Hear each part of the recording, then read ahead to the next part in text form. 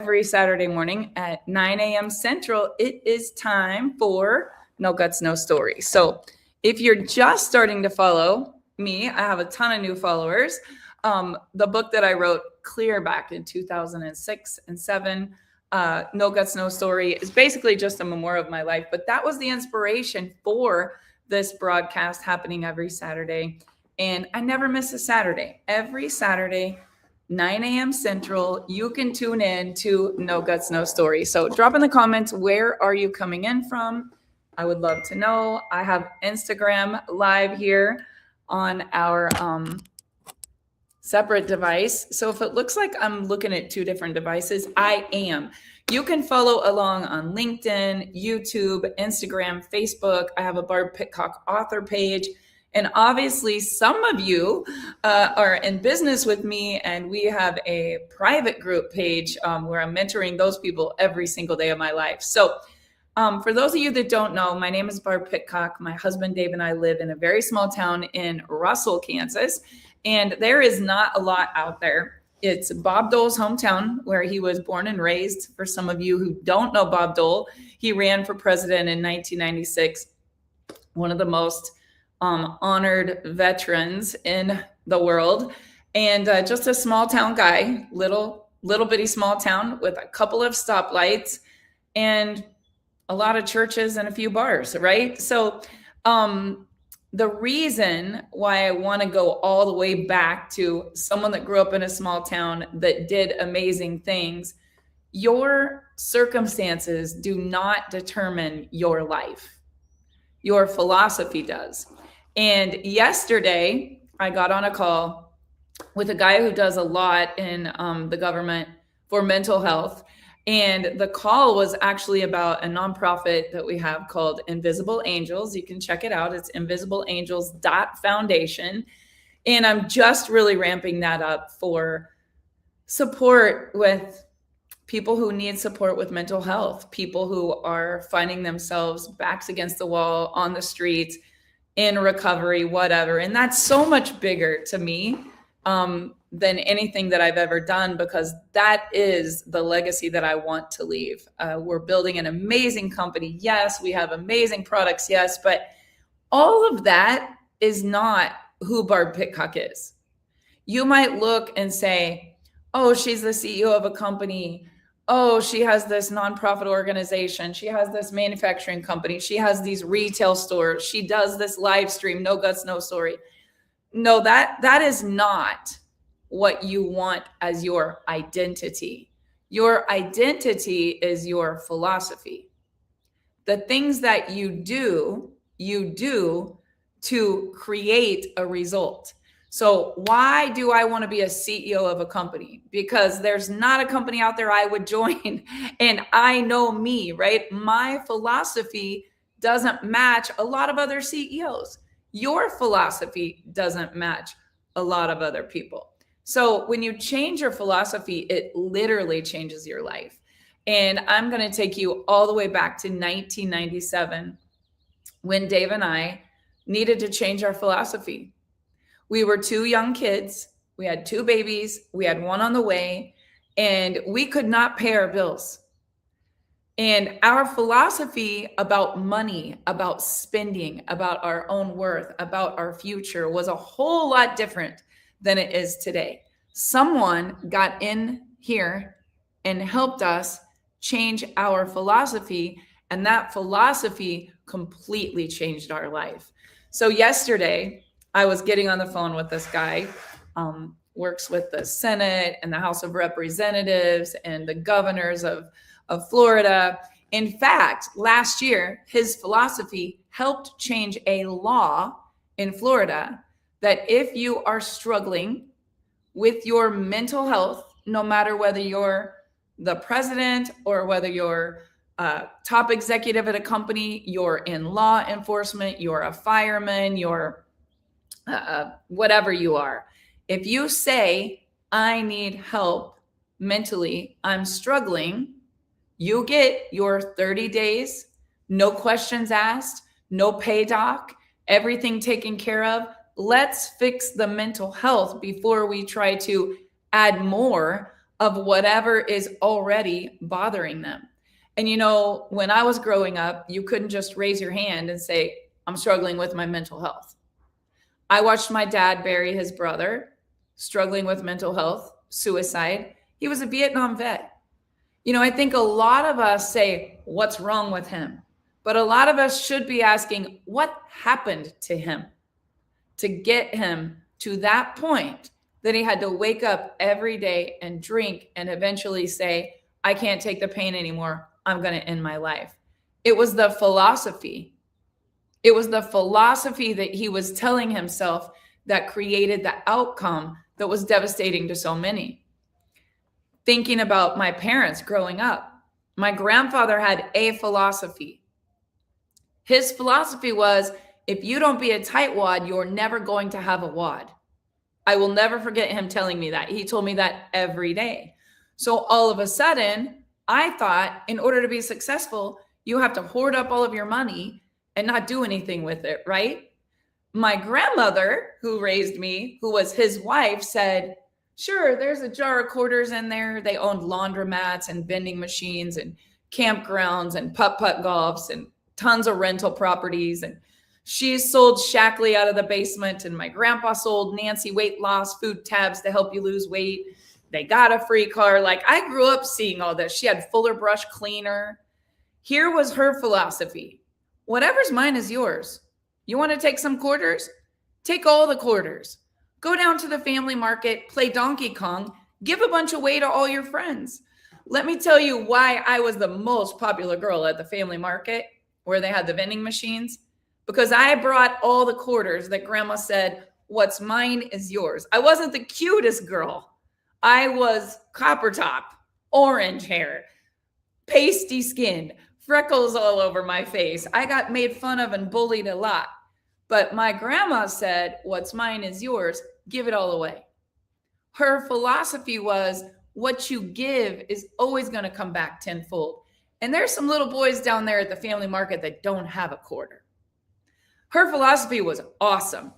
And I want to tell you something. Abundance flowed where energy would go. When my grandmother passed away, we went to a little Baptist church in Russell, but it would hold like 250 to 300 people. There were not enough seats.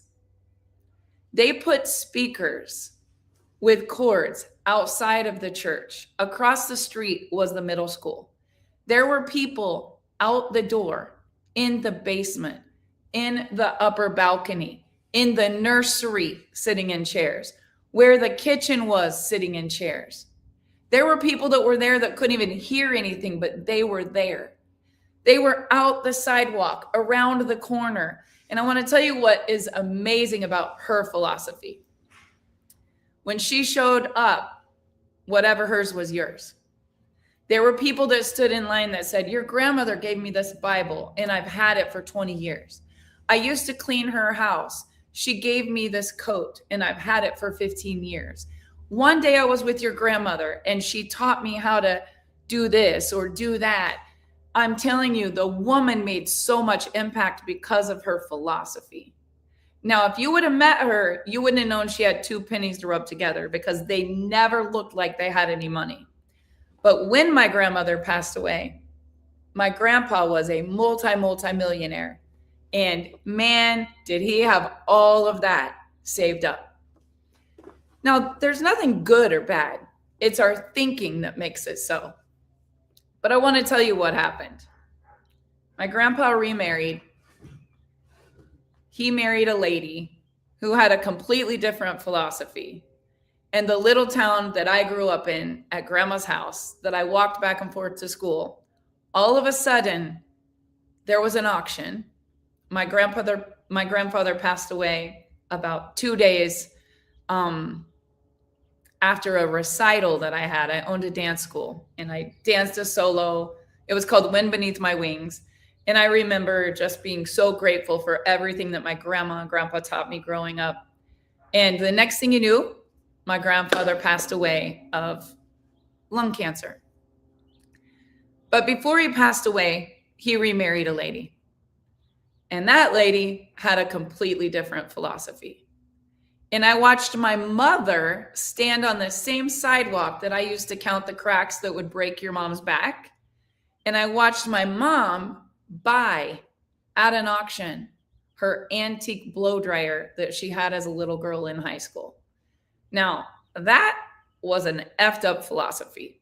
I will just tell you, watching money change hands, watching the ebb and flow, watching people as I grew up, I was incredibly confused.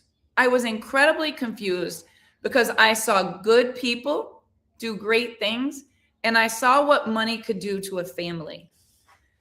My mom had 5 of us. And when I turned 18, my dad was gone, disappeared, changed his name.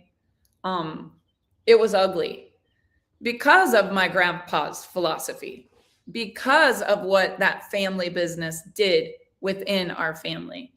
And today, my dad's coming to stay next week. I have 3 nieces and nephews graduating. Like, my mom and I are incredibly close. And today, my mom is wildly successful. I would say probably one of the most successful people in all of Russell County. But I want to tell you guys, she never got anything. She didn't get anything handed to her. She was a single mom, and her house got sold at a sheriff's sale for back taxes. And it sold for $1,500, the house we grew up in. And I watched my grandpa one day stand on the courthouse steps and try to buy back the house that my mom was losing. I also watched my mom stand on her front porch and try to buy the blow dryer that she had when she was 18 because it was old and it was in a box and it meant a lot to her. Here's my philosophy. Money is paper. It can do a lot of good. It can destroy people. It can ruin siblings. It can ruin relationships. It can make people so weird about business. But this is what I have learned. My grandma Mills had the best philosophy. I don't sit and count it. I don't think, oh, I have to hoard it all up. I'm not concerned about the bottom line every single day. I have other people that do all that. But here's what I know. Nobody stood on the steps at the church and said, your grandma made a lot of money. She sold Fuller Brush. She worked at the kitchen they did say she worked at the kitchen at the hospital and she was the best cook ever. They did say that. But they talked about how she made them feel. And what's inside of us always has to come out. What's inside of you comes out when you're under pressure. And some of you need to change your philosophy. So my mom could have been hateful. She could have been very resentful. In fact, my dad was pretty angry. My dad was pretty angry about businesses that they built together, and then my grandfather's getting remarried, and it wasn't fair. I will tell you guys, it wasn't fair. My mom was literally living in not a double wide, a single wide trailer house with 5 in a bed and the clothes in the other room with pipes that would freeze at night. Like, we would have to blow dry the pipes to take a hot bath. So I don't want to hear anybody complaining about how hard it was when they were growing up. Been there, done that, got the t-shirt. But when Dave and I started our own family, we had to decipher what is our philosophy. What is our philosophy? And when you've watched someone have good and bad, success and failure, money and no money, friends and close family, or no friends and no family, you really start to understand, like, what you do does make a difference, and how you think does make a difference. How you act does make a difference. How you treat people, all of that does make a difference. So we wanted to live a life of excellence, and we were struggling. We were working sun up till sundown. I was running a dance school. I was cutting hair. Dave was writing bowls. We did craft shows in the weekends. We had a coffee bar. That wasn't enough money. We bought 2 tanning beds. That wasn't enough money. We did consignments where you could bring all your handmade goods and we would sell them and keep 10%. We were not afraid of hard work. But working hard is not enough. I know a lot of people that work really hard, they're still broke. I know a lot of people that are tightwads, they still don't have a wad. I really believe there is a philosophy that when you change your philosophy and you surrender it and you serve other people, money flows where energy goes. And when there's a block, it stops. And some of you, God wants to bless you so big, but he can't because you're repelling everything that he wants to bless you with. And I used to be this girl. So let me give you an example. When I was 22, the only conversations I had was about how it wasn't fair. I couldn't go to college. My mom didn't have a husband. I had to babysit 4 little kids while she was trying to make a living doing construction on a king of the road assembly line, making 5th wheel trailers. She would bring home all the scrap wire from the electrical and put it in a little pile. And on Fridays, we would burn it just to go get the money from the copper. We would pick up cans on the street. We did the craziest things because my mom was trying to survive. Now, there are some people, I mean, like my mom, that is the only thing she could do to survive. She had to do what she had to do. But if 5% of the people in the world control 95% of the wealth, and there isn't even really a middle class right now, right? There's the wealthy, which 2 days ago, we had an appointment at a doctor in Newport Beach. What a beautiful place. I mean, I've been to California, but I'd never been to that side of California. There is a really big difference in the people that live in Newport Beach and the people that live in the desert between Newport Beach and Phoenix. There is a huge difference in the lifestyle. Do you ever look at yourself and say, what did the guy do that has the Rolls Royce, the yacht? He's coming out of the massage parlor with his wife and their little dog on a Thursday morning after they had their tea, compared to the guy that I saw laying face down in the sand. I thought he was dying. Lola was worried. He's been there since we started playing volleyball. And I'm trying to give him a bottle of water. What is the difference in the guy at Newport Beach and the homeless guy, which I value just as much? What is the difference in the two? It was a philosophy. The philosophy that we tell ourselves that we have to do, that must happen, that is real, is sometimes a really effed up philosophy. And I've been there, and I want to help you guys through that. 2 days ago, actually yesterday, when I had a Zoom with this politician about mental health, he had someone on the Zoom with him, and it was such a God moment. I want to tell you guys, I have the worst shadows here this morning. Let me see if I can move this and you can actually see me and I don't look like I have a shadow on my face.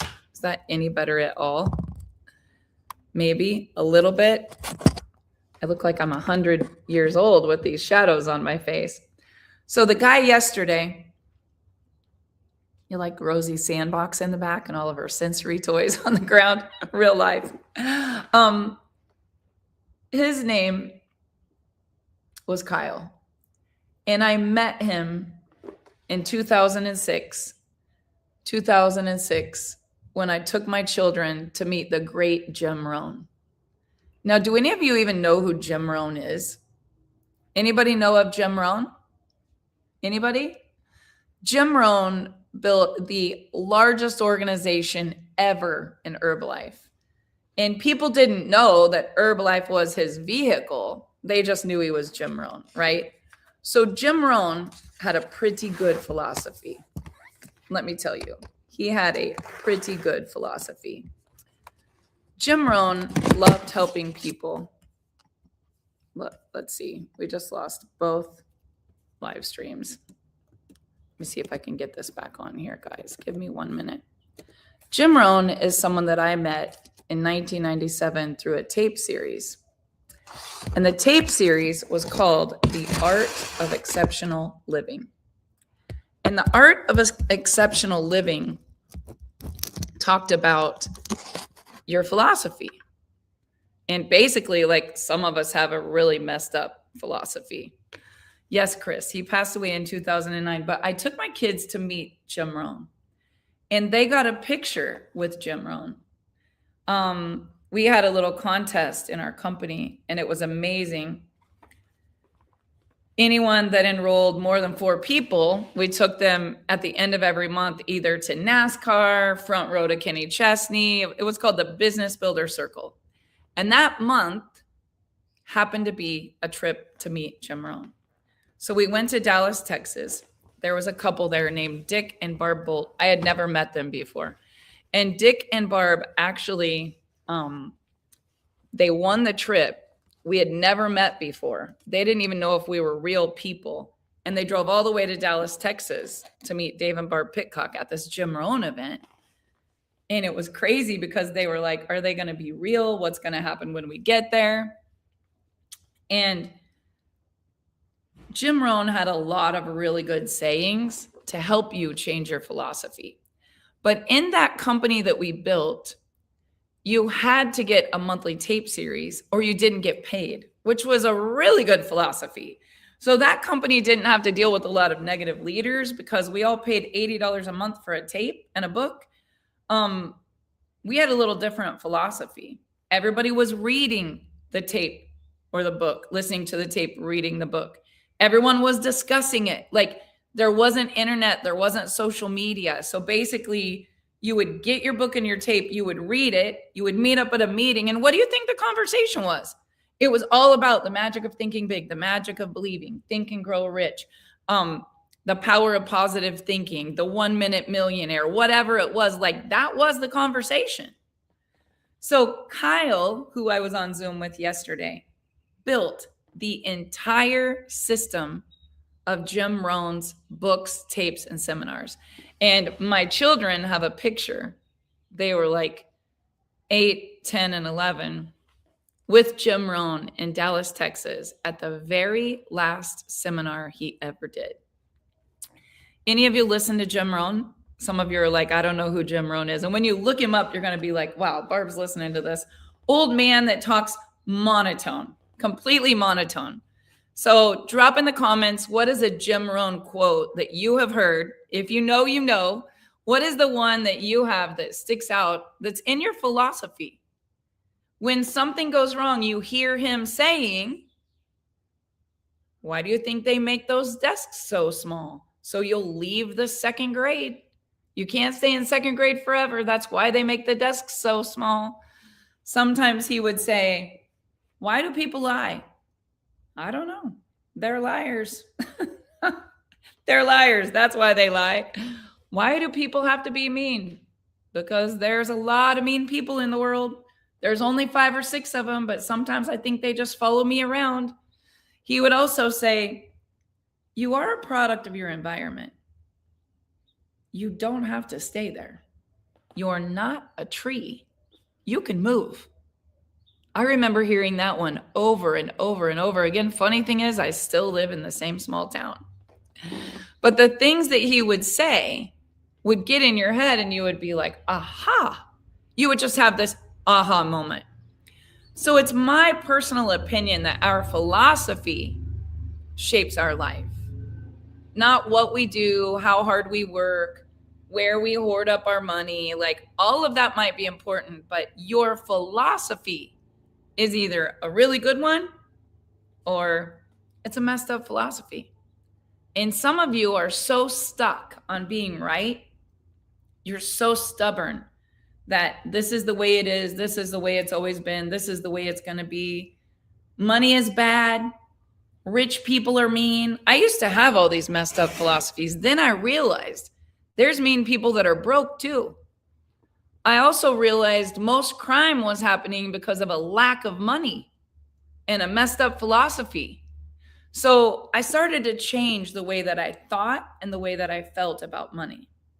It wouldn't be bad if I were to become a millionaire as long as I gave it away. It wouldn't be bad that I did have a new home that was nice if I could serve people, entertain people, host holidays, make memories with family, donate my time, donate my space. Like I had to change my philosophy so I didn't feel guilty or unworthy of the success. How many of you feel like you're stuck? How many of you feel like you're stuck? You're just stuck and you want to get unstuck. You're broke and you don't want to be broke. You're sad and you don't want to be sad. You're mad and you don't want to be mad. You're sick and you want to get well.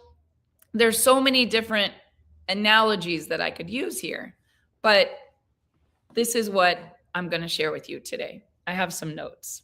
Everybody grab a notebook. You're going to need one. I'm wearing a lot of green today, aren't I? Have a really big announcement in an hour. Trying to keep a secret that I really can't keep. So big. Like an hour from now, just know everyone that I know and love is going to lose their minds at 10 o'clock. It's going to be good.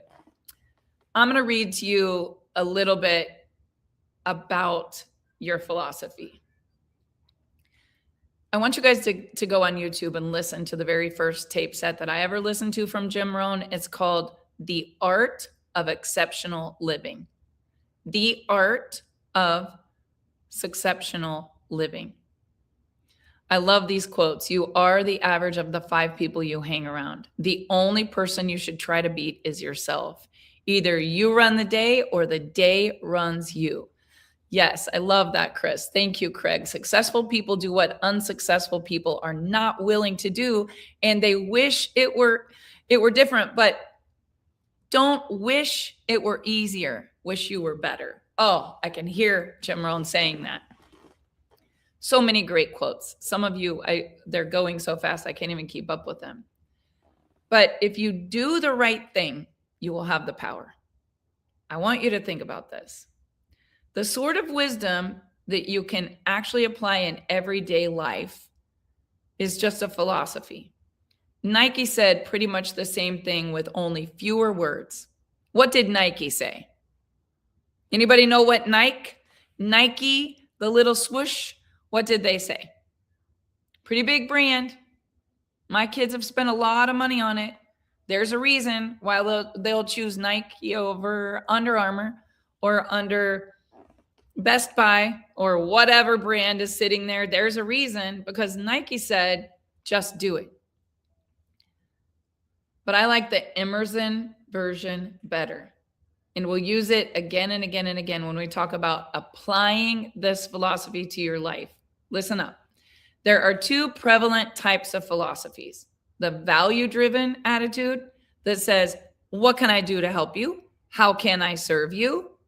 Is there anything that I could do as your CEO to make your life better, simpler, more successful? I think about that every single day. And then there's an entitled attitude, which I see so much in this industry that I'm in, that I love. What have you done for me lately? You're not paying me that much. You don't call me enough. I don't get enough recognition. You never put me on the flyer or whatever it is. We don't really make flyers anymore, but I'm thinking of like my 30-year career. Pay me more, I'll do more. I don't get paid enough to do this. How many of you have employees that say that? I don't get paid to do that. They got an effed up philosophy is what they've got. I'll work harder if you'll pay me more. That's what most people in America say.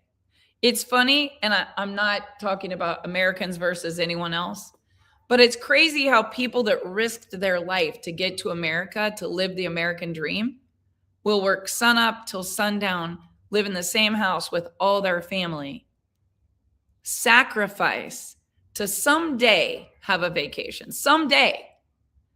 And sometimes we just think life is one big vacation. Your philosophy is what you know, how you hold what you know, and how it affects what you do. Write that one down. Your philosophy is what you know, how you hold what you know, and how it affects what you do. So here's what I know. I had a very wealthy grandma and grandpa, and I had a grandma 3 doors down, right around the block. with my dad, his brother, who we lost to suicide, and his sister.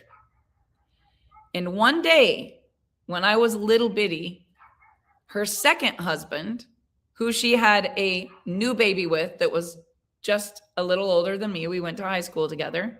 So my dad had a baby and his mom had a baby within a couple of years. Her husband, her second husband, his wife lived in Oregon, and his wife passed away, and they shipped 4 stepkids to my grandmother. So altogether, there was 7 kids in this house. And my grandmother lost her second husband. She was widowed twice with 7 kids. Now, I want you to just imagine this. She's got 7 kids, 2 husbands that passed away. One beat the hell out of her and was an alcoholic. Put her in the hospital several times. The other one had a horrible accident on an oil rig, my dad's dad. And my grandmother was widowed. So I got a grandma over here, married to my grandpa, multiple businesses, 3 beautiful children. My grandpa was an oil pumper. He pumped oil all day, and then they did their side gigs at night. No, here's what Jim Rohn would say. I'll work 8 hours during the day for his dream, and then I'll come home and work part-time in the evening for my dream. That was my grandpa's philosophy. Pretty good philosophy. Incredibly successful. My grandma, right around the block, she had a really hard life. And I will tell you, knowing what I know today, raising adult children, understanding mental health, realizing that addiction is a disease, not just a disease, but a family disease. Oh my God, the respect I have for that woman. Her birthday was yesterday. In heaven, she's 97 years old. Barely lived to be 70. A lot of stress. She had an aneurysm to the brain. She smoked a lot of cigarettes. I could see her red lipstick on the end of that cigarette. She was drop dead gorgeous. Dark auburn hair, red lips, Virginia Slim cigarette, menthol. She went to this singles club on Tuesday nights. She went to confession on Wednesday nights. She went to church on the weekends with 7 kids. She tried to do all the things, and she did what she had to do to survive. She was on welfare. They got a lot of food stamps. They got a lot of WIC, the milk. I remember going with her to get the milk and the cheese and all the stuff. She got a lot of Social Security. She did what she had to do to survive. And she lived a very stressful life with a lot of chaos, a lot of unresolved conflict, buried a son to suicide, had one on the streets in Oregon still today. My Aunt Debbie's homeless in Oregon. Her youngest brother, my dad's youngest brother that I went to high school with, probably my best friend of all time growing up. I mean, you're close to your cousins, right?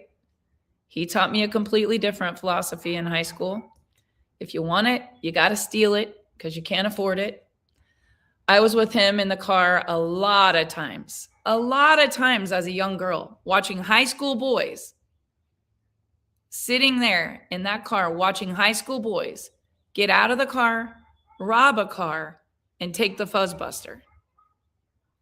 Get in a car, get in an old Cutlass, unwire the entire Pioneer stereo and the speakers. I would be the little girl sitting in the car. I was 12, 13, 14. Guys, I grew up with 2 different philosophies. And there's a book out there, one of my favorite books ever, by Robert Kiyosaki called Rich Dad, Poor Dad. I always threaten Dave I'm going to write a book called Good Grandma, Bad Grandma because I loved them both the same. Every single one of you is doing whatever you have to do to survive. That's our human instinct. You think my grandma wanted to be on footsteps? Probably not. She was trying to survive. Do you think my other grandma wanted to get up at 5 a.m, go to the hospital, cook in a kitchen all day, come home, run the Baptist church is pretty much what she did? Walk around the block with our wagon, selling Fuller brush cleaner, doing all the things. Everybody's just trying to survive. You know, we all have needs and we're going to get our needs met. Brian Tracy talks about this. We get our needs met, whatever they are. Kids throw a fit to get attention. You don't give them attention, they'll break something. They'll throw something, they'll fight, they'll steal, they'll do whatever. They're looking to feel significant. Looking to feel significant. Yesterday, I saw my little grandson, and he had a shiner on his cheek. I said, "What'd you do to your cheek?" He said, "Got in a fight at school." I said, "You got in a fight at school?" He said, "He hit me first."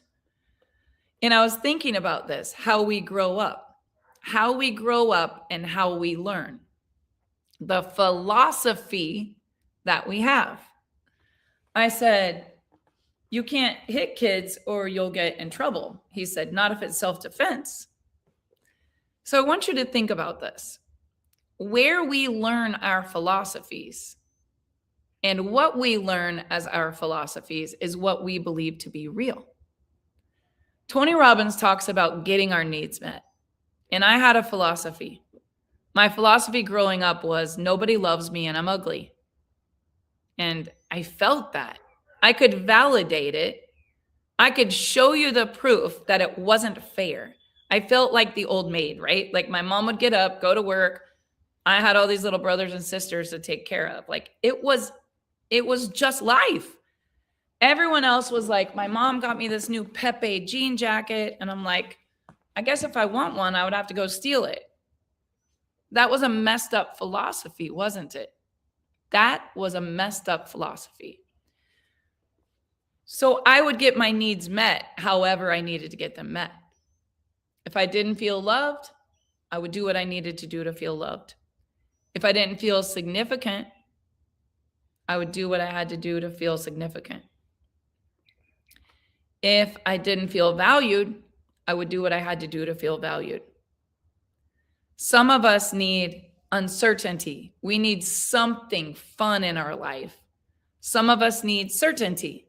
My grandpa, if you don't be a tightwad, you'll never have a wad. Why do you think my grandpa had that philosophy? World War II vet. He would show me the little wooden shoes he brought home for my mom's brothers from Denmark and Holland, and he would talk to me about that. I remember when the Iraq War broke out, my grandpa had these satellites that were bigger than a car all over the top of his house. People thought it was the Playboy channel back then. That Willard Mills, he's probably watching the Playboy channel. No, he was watching the Iraq War on every single satellite he could watch because he cared about that. He was a veteran. I would sit and watch it with him in his final days. I was working for a lady cutting hair sun up till sundown. I didn't know my grandpa was going to die. My grandpa didn't know he was going to die. He came to the shop one day. Beauty school was my only option because helping my mom, I wasn't going away to a 4-year college. Crazy thing is, my grandma saved her whole life and got us all a college education fund. Funny thing is, my grandpa remarried. The new wife said, none of these kids need this college education fund if they're not going to a 4-year college. So me, C student at best, did not get any college. Even though my grandma worked for it her whole life, that didn't happen. Pretty messed up. Here's what Jim Rohn said. I wouldn't sign up for that class. I wouldn't sign up for that class. Why do people do? I wouldn't sign up for that class, he said. You just have to fix your philosophy. So one day my grandpa came to the salon and he said, Barb, you're going to work for someone else and you're going to help them achieve all of their goals and dreams. Or you're going to work for yourself and you're going to achieve yours. Upstairs in my grandma's house lived her dad, who was blind, and my grandma was his caregiver. He couldn't see, but he was very talented with his hands. He did a lot of woodworking. He made people's cabinets. The top attorney in Russell, he handmade every cabinet in the Holland office. Dave's grandpa made those cabinets. My grandpa made people bird houses and laundry chutes and like tons of stuff. Both of them very good with their hands. But because my great grandpa couldn't see, He listened to these old records, Earl Nightingale. And the one record he listened to over and over and over again, The Strangest Secret. Anybody know the answer to The Strangest Secret? Tell me what The Strangest Secret is. The Strangest Secret, somebody on here knows it. Earl Nightingale, The Strangest Secret. It is you become what you think about most of the time. You become what you think about most of the time. So if I was constantly thinking that it wasn't fair, I didn't get to go to college, someone took all my grandma's money, my mom lost everything, my dad's not here, I could have been so bitter my entire life. I would just be like some of these people you see, they look like they're weaned on a dill pickle. They're just pissed every day. Nothing's good. Nothing's right. People are bad. Money is bad. It's not fair. I mean, if I would have had the philosophy that I saw growing up, I probably would have had a prenup agreement before I ever had any money.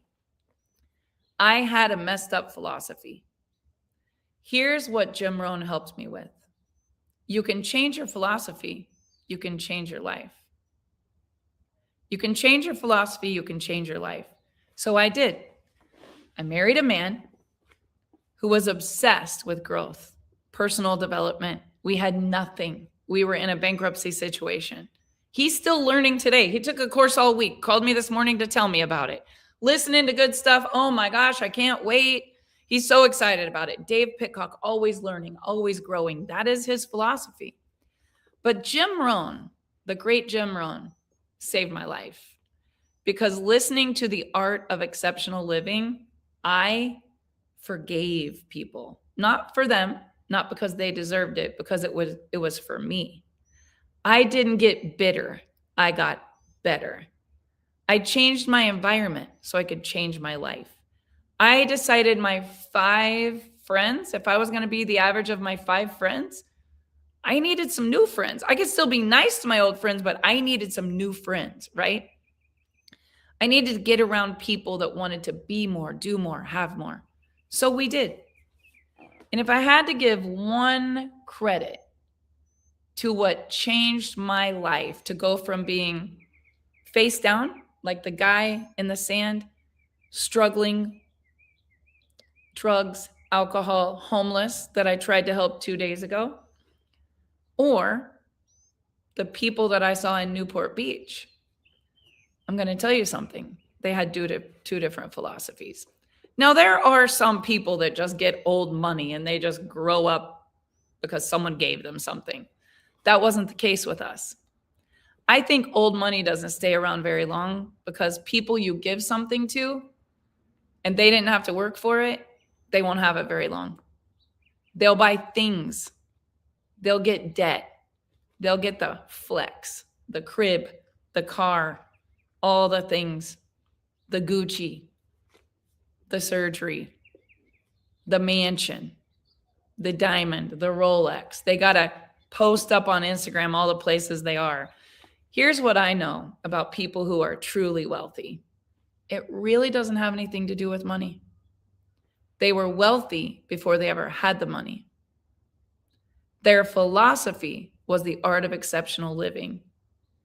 They would serve more than they would say, how much do I get? They would give more than they would keep. They would work more than they would expect. They don't have entitlement. They say, what can I do for you? How can I best serve you? I got a text this morning from Coach Brian. I get a text from him every morning. How's my CEO? How can I best serve you in this company? Wealth beyond his wildest dreams. It's coming because that's the value that he brings. You're going to get paid exactly the value you bring to the marketplace. You want to make more? Stay late, go early, scrub the toilet, offer the extra shift. You want money to flow to you? Quit hanging on to it so much. Give it away. What you give away comes back tenfold. I know it's hard to let go of it when you only have 100 and you're like, I'm supposed to give 20. Just trust me on this. When you release holding on to it, it will flow to you. I could do an entire 2-day seminar because I spent 2 solid days. There's a reason why lottery winners lose it all again.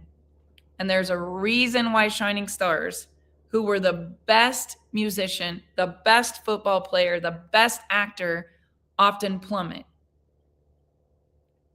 I'll tell you, they might have had big breaks, but they didn't understand they needed to change their philosophy. Your philosophy is going to shape your entire life. And I could give you so many examples. I'm reading a great book right now. It's called The Slight Edge. It talks a lot about a man in my industry who made a tremendous amount of money. He's had billion-dollar companies. But I really feel like the slight edge in life for me is knowing that nothing is ever bad. It's our thinking that makes it so. And if God will allow it to happen, if he will take you to it, he will absolutely bring you through it. And as long as you don't get a messed up philosophy and start playing the victim game, as long as you don't start blaming and hating and resenting, the minute you can just release it and really step into your power, what you want wants you. What you're dreaming of wants you.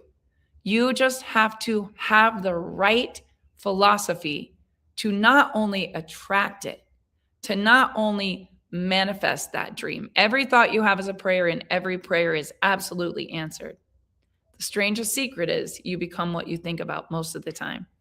And some of you are thinking about debt, and that's all you get. Some of you are thinking about everyone that did you wrong, and you keep getting more of those people. Some of you are thinking about how it's not fair, so life is never fair.